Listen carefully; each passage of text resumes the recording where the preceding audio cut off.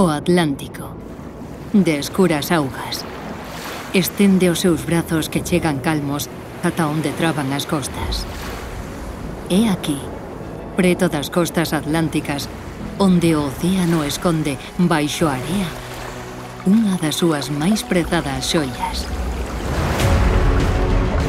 Cerastoderma edule é o nome científico da especie predominante deste pequeno molusco bivalvo, máis coñecido polo seu nome común, berberecho. O seu hábitat esténdese polas costas de varios países do Atlántico Nordés, en un pequeno recuncho do noroeste da Península Ibérica, nas costas de Galicia, faise amo e señor dos espazos. Nas moi mariñeiras rías galegas dánselle diversos nomes: birbiricho, croque, carneiro, carneirolo, chícaro. Pola súa forma e polo seu valor como alimento, coñécese como o corazón comestible. O seu hábitat natural son as desembocaduras dos ríos e os fondos mariños areosos e lamacentos, zonas tan fértiles como vulnerables. Estes fondos ricos en nutrientes, nos que atopamos unha grande diversidade de algas e zostera, serven de leito a un bo número de especies singulares: a navalla, a volandeira, o choco ou o cabaliño de mar, que aproveitan estas zonas como berce para o inicio dos seus ciclos biolóxicos. Facilmente recoñecible pola súa forma de corazón, o berberecho posúe como característica especial unhas estrías moi marcadas na súa cuncha, atravesadas por unhas liñas que marcan as distintas etapas do crecemento. Pode vivir, de media, entre 2 e 4 anos e alcanzar os 5 centímetros de lonxitude. A superficie exterior da cuncha é de cor esbrancuxada, amarelada ou acastañada. Algúns bivalvos teñen un pé musculoso ventral que empregan a miúdo para desplazarse pola área. Vive soterrado a poucos centímetros da superficie. Non lle gustan as zonas moi profundas, así que non se afastan moito da costa.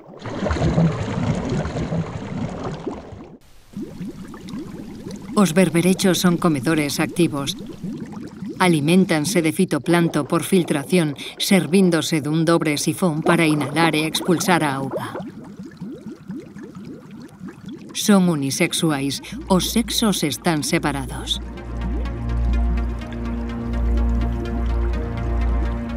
A fecundación realízase no medio, tras a liberación dos gametos polo sifón exhalante.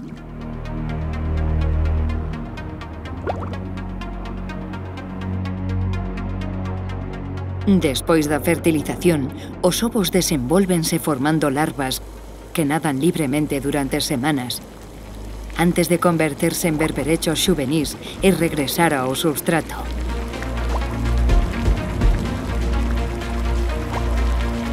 A súa estrategia defensiva? Dominan a perfección a técnica do agocho. Pódense afundir bruscamente 1 ou 2 centímetros pola retracción do pé, o igual que as ameixas. Tamén adoitan usar a técnica da fuxida. Isto permítelles escapar e ocultarse dos depredadores.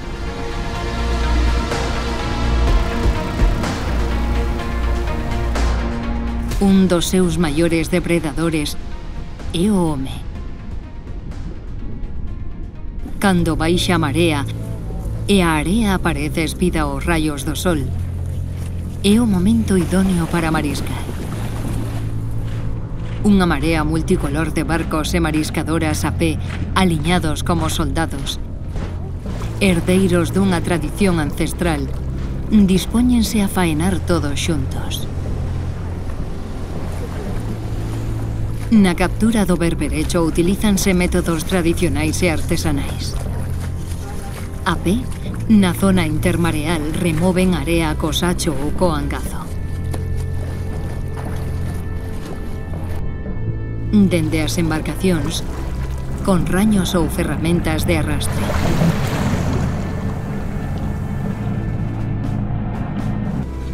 A captura e extracción do berberecho supón o sustento de numerosas comarcas galegas, especialmente nas rías medias e baixas.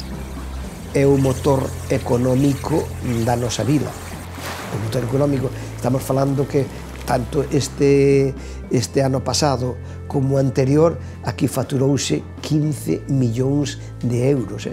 15 millóns de euros por unha vila de 14.000 habitantes como é a vila de Noia, en fin, este é o motor principal económico dunha vila, porque gracias ao berberecho, pois non solamente estamos falando de que faenan nada máis que 1.500 personas, non, estas son 1.500 personas directas, e pois ven as indirectas, en fin, tanto camioneros, como a lonxa, como a plaza de abastos, como tal, todo vai ao redor dese motor.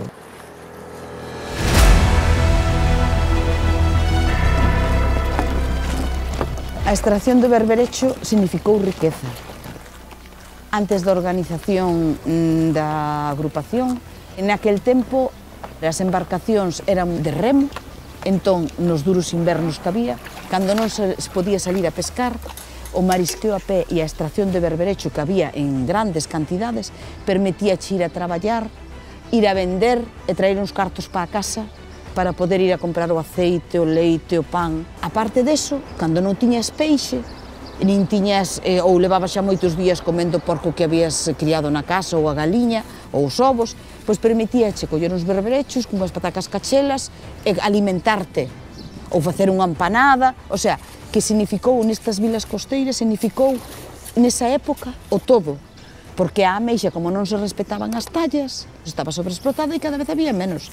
A partir da organización da agrupación no 1999, pois tamén supuxo permitirnos que de 400 mulleres que empezamos, 200 e algo, pudéramos seguir dedicándonos ao marisqueo. Nos fixo aguantar eses anos, seguir invertindo en cultivar tamén a ameixa xapónica e seguir mellorando e lograr que hoxe en día Cambados e a agrupación de marisqueo a pé sea o principal referente no marisqueo en Galicia. As diferentes confrarías e agrupacións de mariscadoras de Galicia xestionan os seus propios criadeiros e afánanse nos traballos de semente. Pasaron de simplemente apañar a cultivar o marisco. Hoxe, o marisqueo como actividade vai máis aló da extracción e comercialización. Implica traballos de conservación, vixilancia, acondicionamento e mellora das zonas de produción. O apoio científico, a asistencia técnica e o control das condicións de produción e da comercialización, cunha importante implicación da administración, contribúen á sustentabilidade económica e ecolóxica das pesqueiras costeiras. Facendo constantes avaliacións dos recursos, obteñen un maior coñecemento e poden anticiparse e afrontar as posibles ameazas que poidan xurdir. A produción de berberecho descendeu nos últimos anos por causa da aparición de Marteilia cochilia, provocando graves consecuencias nalgúns bancos marisqueiros. Dende o ano 2007 estamos monitorizando unha poboación da Ría da Arousa máis importante en canto a produción, que son o do Banco dos Lombos do Ulla. Mensualmente facemos un seguimento da mortalidade e das patoloxías que afectan a esta poboación. Iso permitiu-nos detectar no ano 2012 unha enfermedade gravísima que apareceu nese momento, é a marteiliosis, e que produciu unhas mortalidades terribles nas poboacións. No proxecto Cockers, o que estamos abordando en colaboración coa Universidade de Santiago, co grupo de xenética, é un pouco intentar monitorizar unha poboación de berberecho ao longo dun ciclo epidémico desta enfermidade para intentar ver que porcentaxe de individuos sobreviven e que características teñen estes individuos que fan que resistan á enfermidade. Todo co obxectivo de intentar, nun futuro, facerse cun stock de individuos resistentes á enfermidade. O sector era prácticamente extractivo, por decirlo de unha maneira. Ahora mismo o sector, digamos que é extractivo e tamén é repoblador, é capaz de repoblar determinados bancos naturales, é capaz de recuperar determinadas zonas, digamos, ten unha relación directa ca asistencia técnica e con todos os avances científicos que vai habendo sobre o seu sector. Eu creo que desde logo que a evolución é moi positiva. Calquer tipo de actuación que se desenvolva sobre o medio, tanto na parte extractiva como na parte regenerativa, incluso na parte social, a hora de xerar agrupación, de crear vínculos entre a unión, por exemplo, entre as agrupacións e as propias universidades ou a propia administración, esa asistencia técnica é un papel fundamental. Por iso eu penso que nas cofradías o papel desta persona e a capacitación que ten esa persona pode ser moi importante para desenvolver a actividade marisqueira. O berberecho foi sempre para nós, dende hai máis de 15 anos, unha das especies obxecto de estudo. Nós todos os anos facemos un mapeo dos bancos máis importantes de berberecho por toda a costa de Galicia e eso nos permite ter un cartografiado das distintas simbiontes ou patoloxías que hai en distintas zonas de Galicia. É o que permite saber a día de hoxe que a Martelia coquilia que afecta ao berberecho común, ao Cerastoderma edule, atópase nas rías de Vigo, Pontevedra e Arousa e aínda non se detectou en ningún outro punto de Galicia. A rede de control do Intecmar aporta a situación cartográfica do parásito Martelia coquilia no contexto de toda a costa galega. Se está ejercendo unha presión maior sobre outro tipo de especies. Antes o berberecho era un complemento ao teu cupo habitual, sobre todo en libre marisqueo, no inverno. Nas mariscadoras tamén, nas concesións que traballan todo o ano, o berberecho tamén era unha parte de ingresos fundamental. E o estar afectado por esta enfermedade, pola Martelia, provoca que outro tipo de especies se vexan presionadas, se capturen máis cantidade, cando tendo un cupo de berberecho sempre xogabas un poquinho a baixa con outro tipo de especies. Tamén provoca un efecto rebote no marisqueo a flote de mariñeiros que por rentabilidade se van para outras cofradías donde o berberecho é a base fundamental, donde non está afectado por esta enfermedade, donde a ría da Arousa se ve mermada nos seus ingresos e incluso para manter as cofradías é complicado, xa que é xente que se che vai e deixa de vender nas túas entidades. A fama do berberecho galego, a pesares da súa tradicional humildade, hoxe en día traspasa fronteiras e chega a todos os recunchos do mundo. Os mellores cociñeiros beben os ventos pola xoia galega. As posibilidades deste molusco na cociña son infinitas. O interese gastronómico engade valor ao selo de calidade da cociña galega. O berberecho galego que ten de especial é o sabor que teñen, é un bocado de mar. Ti mételo na boca e explótache como comer un trociño de mar galego. Ten un sabor superintenso que non teñen calquera outro berberecho do resto do mundo que eu coñeza.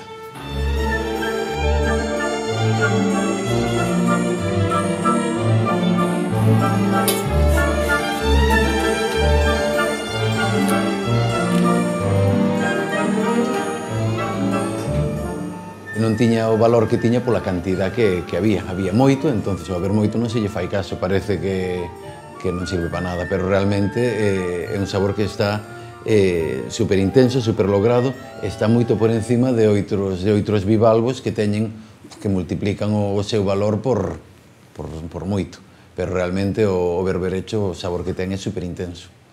Pero este pequeno molusco non é soamente un recurso gastronómico. Estivo presente na vida dos habitantes das nosas costas en distintas épocas históricas. Nada como adentrarse na historia para coñecela. En Galicia o marisqueo ocupou un lugar importante desde tempos antigos. Nos castros aparecen cuncheiros que dan fe do consumo e comercio de moluscos dende a antigüidade. El marisqueo se lleva realizando en Galicia, por lo menos que tengamos constatado, desde la edad del bronce antiguo. La importancia pues ha variado también dependiendo de los periodos. Este bronce, la del hierro, pues es algo complementario a la dieta, que está basada principalmente en productos agrícolas y en productos ganaderos, y la pesca, tanto como el marisqueo, pues bueno, son elementos que complementan esa dieta y esa actividad económica. Va a ser a partir del siglo II a.C., cuando los moluscos empiezan a alcanzar pues, una dimensión social mucho más importante, van a empezar pues, bueno, a consumirse en grandes cantidades, a hacer conservas con ellos, incluso a comercializarse con zonas interiores.